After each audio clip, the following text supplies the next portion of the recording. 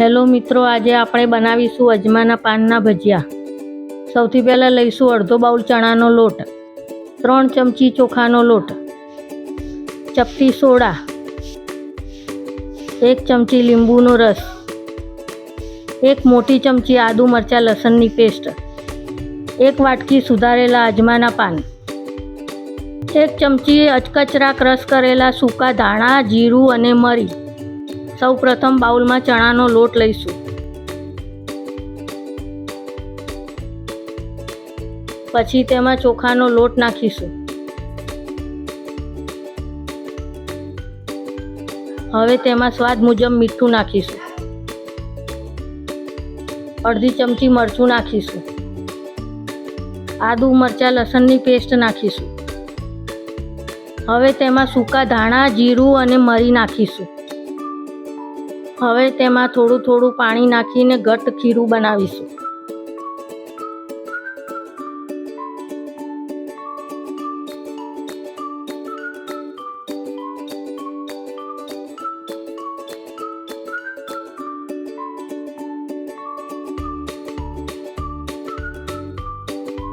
પછી તેમાં અજમાના પાન નાખીશું। હવે તેને બરાબર મિક્સ કરી લઈશું।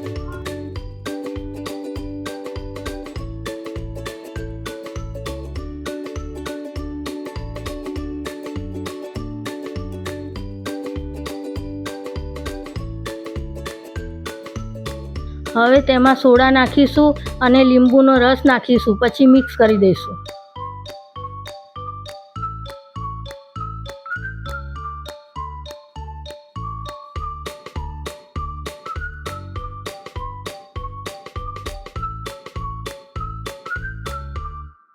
હવે તેને તેલમાં ભજીયા ઉતારી લઈશું।